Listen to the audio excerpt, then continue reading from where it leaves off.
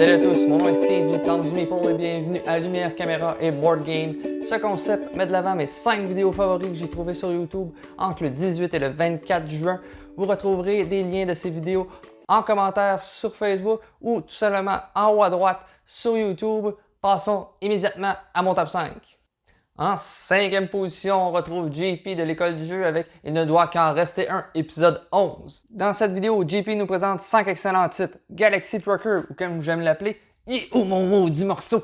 Dominion Species, ou comme j'aime l'appeler, La montée de la conquête des fourmis. Ou Chimera Station, ou comme j'aime l'appeler, le jeu de blocs Lego d'extraterrestres.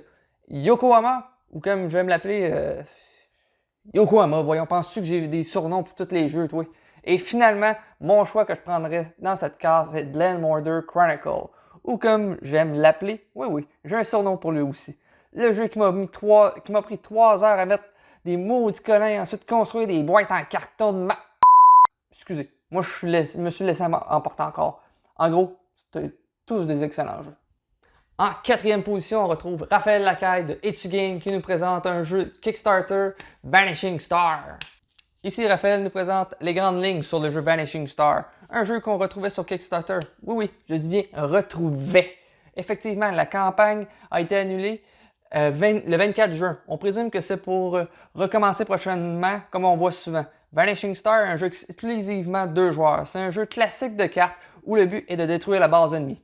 On a vu plein de jeux comme ça, vous me direz.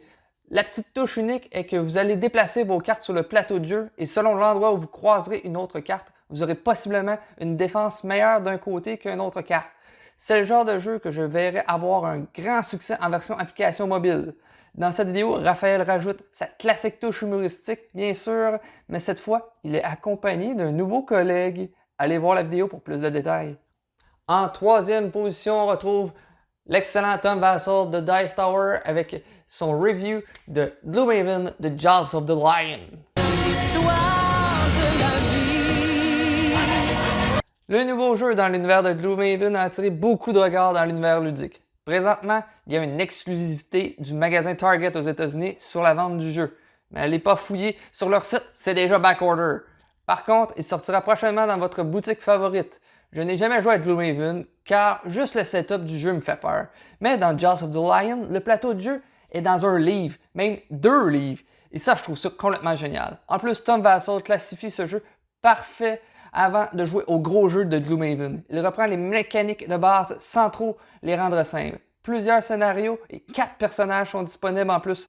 En 2e position, on retrouve la zone jeu de société, accompagnée de l'école du jeu. JP et Martin nous font l'éditorial ludique en fonction de la mécanique versus le thème. Dans cet éditorial ludique, JP et Martin parlent de l'importance du thème et de la mécanique. On sait tous qu'un bon jeu doit bien jumeler les deux. Mais le débat est surtout sur lequel est le plus important. Et toi, Steve, tu en penses quoi? Moi, ça? Si tu demandes mon opinion. Les jeux narratifs sont toujours fort intéressants. Dernièrement, j'ai acheté Forgotten Water. C'est un jeu où est-ce que le texte, et même il y a une application où est-ce qu'il nous raconte l'histoire, est vraiment très prenante et très humoristique. Les mécaniques sont très basiques. On fait juste placer un ouvrier, on fait les actions. L'affaire qui est le fun, c'est qu'on ne sait pas les actions tout de suite. On voit juste des logos. Donc, c'est vraiment amusant. Surtout, la bande sonore du jeu est tout simplement incroyable.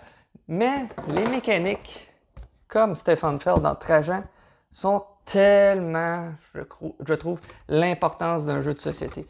Selon moi, c'est mieux la mécanique versus le thème. Ici, la mécanique de Mandala, où est-ce on déplace des jetons en cercle et la finalité fait notre action, est super intéressante. Le thème, je ne l'ai jamais vu dans le jeu. Par contre, il y a certains jeux quand même qui ont bien mixé les deux. Un nouveau de 2019, quand même vieux. Hein? Et en première position, on retrouve Queens de Shut Up and Sit Down avec sa review de Wingspan. Je ne vous ai pas montré Wingspan pour rien lors du numéro 2. Queens nous fait sa critique du jeu. Ok, certains diront, pourquoi je regarderais un jeu qui est sorti il y a plus d'1 an et que tout le monde a déjà fait une critique dessus et que tout le monde connaît ce jeu? Quinn nous fait une critique négative, mais constructive du jeu. Vince de l'école du jeu serait fier de ce travail. Il nous relate pourquoi les gens aiment ce jeu, comment ce jeu fonctionne bien mécaniquement, qu'il est beau et que le thème fit parfaitement. Ou pas tout à fait. Il nous explique justement pourquoi ce jeu ne fait aucun sens thématiquement avec cette mécanique. Et écoutez-le bien, on apprend qu'il est un grand connaisseur d'oiseaux. En gros, une critique superbe et un excellent travail d'analyse. Que vous aimez ou non le jeu, allez voir ça absolument.